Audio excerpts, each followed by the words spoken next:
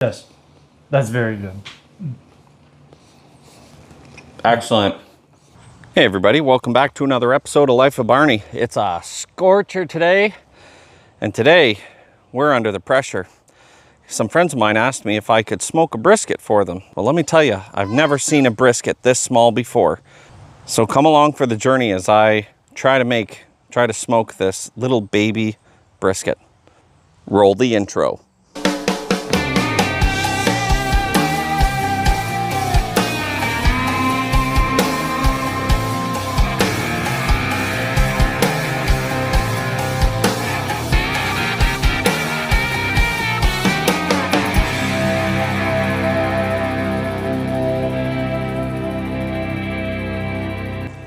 Get a load of this thing, guys. I have never seen a brisket this small before.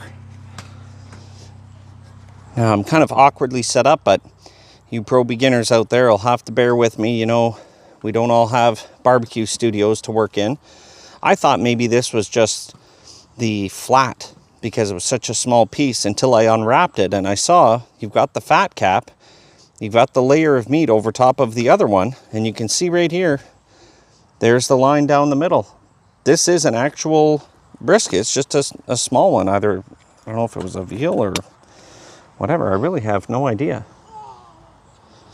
But, very simple. I'm going to do a thin binder today. It's just some honey mustard. I don't always use honey mustard. It's just, I keep forgetting to pick up regular mustard. Okay, there we go.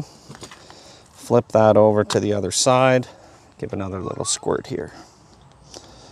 Come on.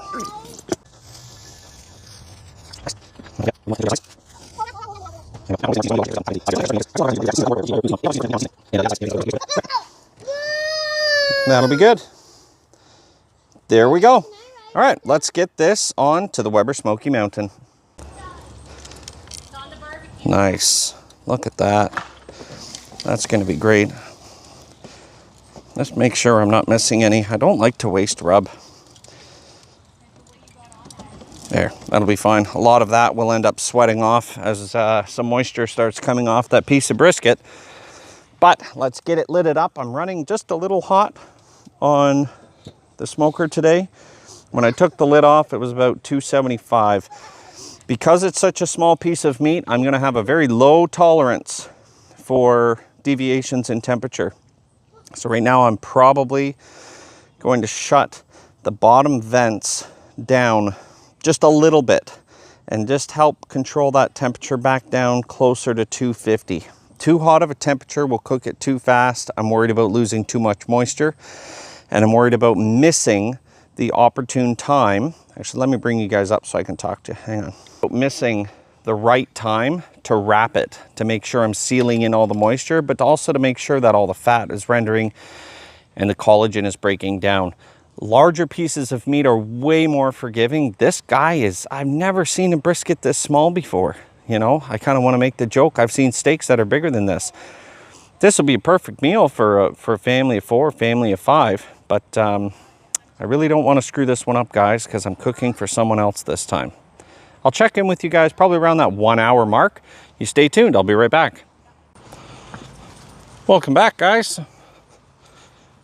It's been about 2.5 hours since I put it on. I didn't actually bring you guys along for the 1 hour check. Sorry about that. And then I ran some errands. But the nice thing about the Weber Smoky Mountain is it just, even though it's all manually operated, once you get that temperature dialed in, you're set. And I'm holding just under 250. Let's have a viewing. Come on down here, check this out. Nice. Looks good. Not jiggly yet. Let's see, how are we temp-wise? 150. So we are entering or just about to enter the meat stall. And the fat is nice and smooth. Let me get right in there. What's that say? 261. All right, guys. It is time to wrap it. I don't want to lose any more moisture. Well, hang on. Why don't you come up? We'll talk to each other. I don't want to lose any more moisture than I already have. And that fat cap is pretty thick. So I want to make sure it has lots of time to render and put all that delicious flavor back into the meat. Not going to waste any more time. Get it wrapped. I'll put a little bit of broth and probably some more of the rub I'll mix in with the broth in the tin foil. But I'm going to do that. And you know what? Sometimes I just try and rush the wrapping process, and I end up, you know, you poke a hole in the tin foil and then you have to do it all over again. I'm just going to take my time. I'm going to do it properly. Doing this for friends, and I'd really like this to be a really nice treat for them. So I'll bring you guys along for the ride. I'll be right back. I have to go in the house and get some supplies, and I'm going to do it over here on the table outside. You guys stick around. I'll be right back. And while I'm doing that, why don't you hit the like button? And if you're not subscribed, hit subscribe. I'm just getting the channel going again. Probably 700 some odd subscribers now. Well on my way to 1,000, the magic number. So it'd be nice if you were one of them. I'll be right back, guys. See you in a sec. I did this in another video. I want to give another shout out to Cameron's Brewing. This Lawn Hero Light IPA, guys, you knocked it out of the park with this one.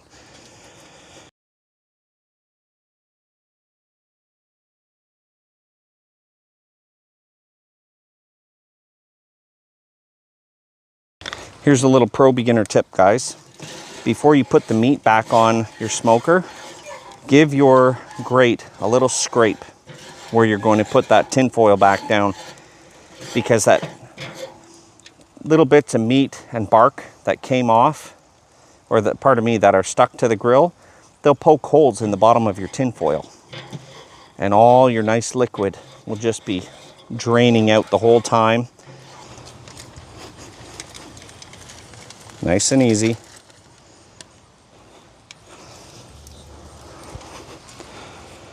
There.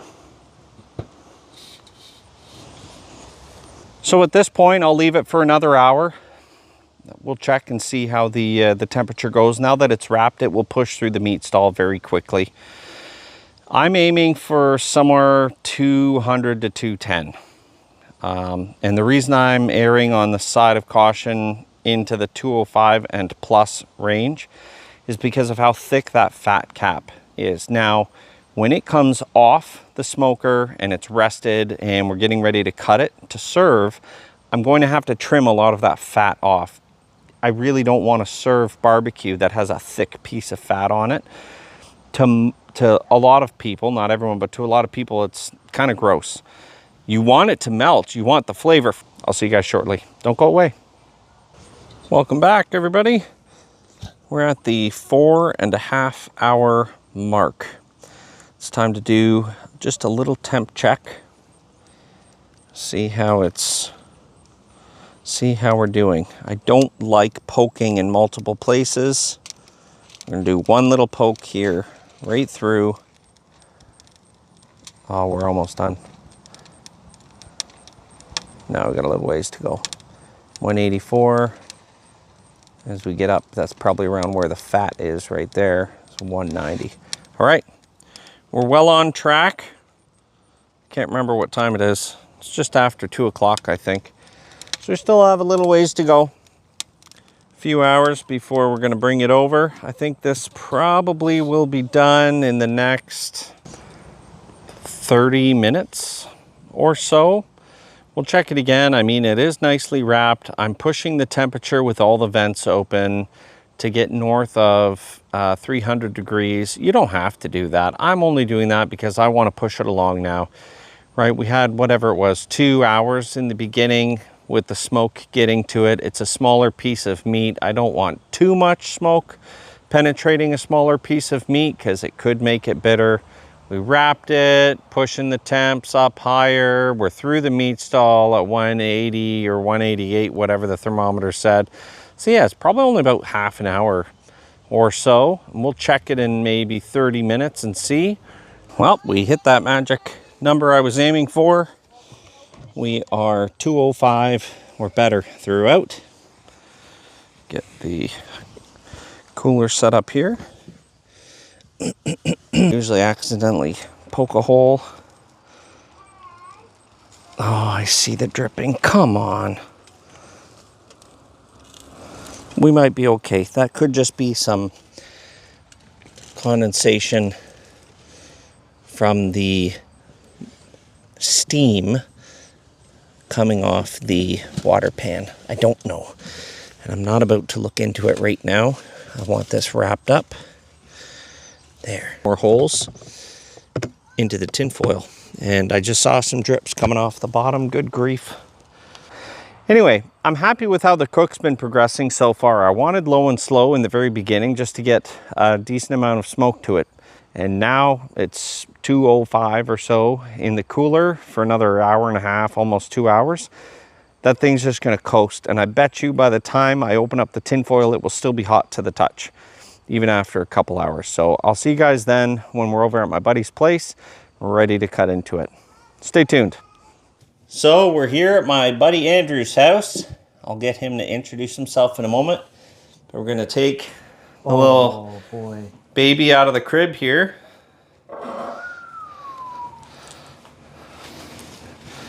Here, put your hand on that. It's been resting for 2 hours, and that's still piping hot. Wow. Yeah. Yeah, that is. I'll put this over here. Yeah, good for the juices. Yeah. Hi. So before I open this up, I just want to introduce my friend Andrew. He's with the company and runs the company VDub Hub. So why don't you tell people about your company and your YouTube channel? So I'm Canada Catalyst VDub Hub. Use Volkswagen parts is all we do. So we have a YouTube channel, Canada Catalyst, and there's a little bit of everything on that channel, mostly adventures and whatnot now, but we used to have an auto recycler, and yeah, so Volkswagen parts is what we do. Yeah, it's a fun YouTube channel if you like watching engine repair or going to scrap yards to find that, you know, that coveted piece from a particular Volkswagen vehicle or diesel engine or something. Then go check out Andrew's channel, Canada Catalyst. All right, come on in here for the grand reveal. I'll put my safety equipment on just in case. You never know. Excellent. Oh, wow. Wow. How's it smell? Do you smell that from over there? Oh, yeah. You can see. Wafting. Yeah. But we'll mix a little bit, just a little bit of this bourbon barrel. Come take a look at this. This double barrel honey. So my brother-in-law Matt brought this back from Kentucky. Oh, I was gonna say, yeah. And it's basically honey that gets aged for a little while in bourbon barrels. Oh, okay. And then they bottle the honey. Yeah. So it's like extra sweet, but it's a very rich sweetness. I mean, honey's already sweet enough as it is. Yeah. I think I know what the secret ingredient is. Love. Yes. It's love. So I was pretty surprised. It is an actual brisket, but I have never seen a brisket that small before. When we buy a quarter cow, Yeah. they said, "Do you want the brisket?" I was like, "Absolutely," even though I don't have a smoker. And that's where my buddy comes into play. Is he's got a smoker. He's got a passion for this. So I was like, you know what? Let's just see what we can make here, because I don't have a smoker. So Well, I'm happy to help. Yeah, so the first thing that I'm going to do here, I want to take some of this fat off. I was mentioning this earlier. Oh, it's nice and jiggly. You don't want to serve the brisket with all this fat on top because it's not very appetizing when people put it in their mouth. It tastes good, but not when you have a mouthful. So why don't you guys come on in here and take a close look as I just clean up some of the brisket here. Here, you better have a free sample, buddy.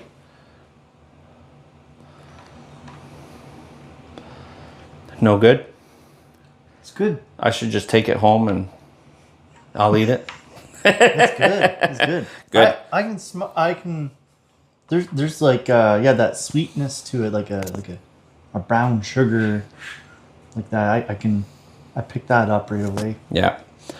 All right, now, quick reminder for all you pro beginners at home who haven't made a brisket in a while, it's 2 different pieces of meat separated by this band of fat that kind of, you can see it here, and then it sort of pulls, or it folds over itself on the front. So I'm going to take a cut about, you can sort of see where it's coming apart there. So there-ish.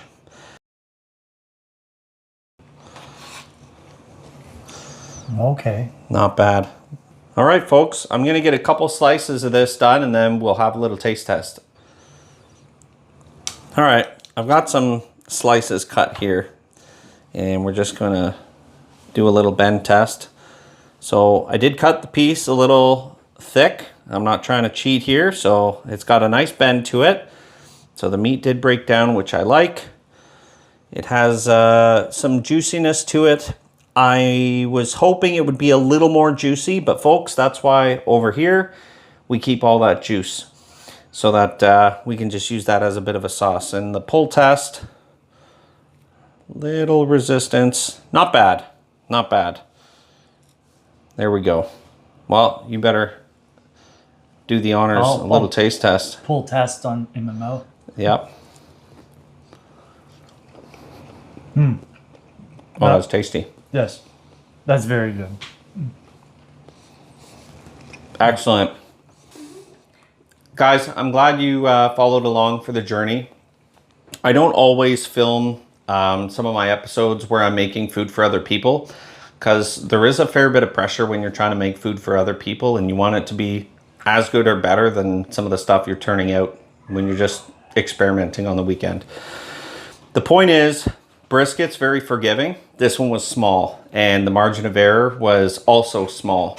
But you can see how much juice I was able to keep, which is good, because sometimes these smaller pieces of meat have a tendency to dry out a little bit.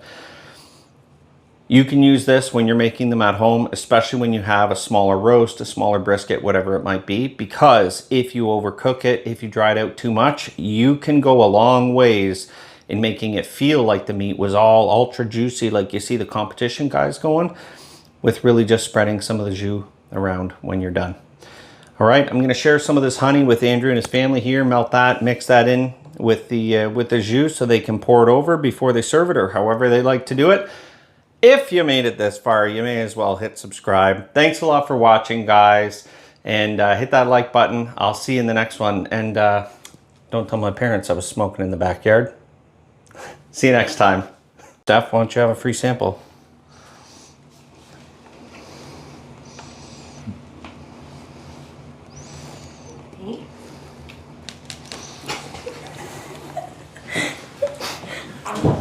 Oh, did you like kind of get her on camera? Like, hello. Don't worry, I'll edit it out for you, okay? Glad you like it.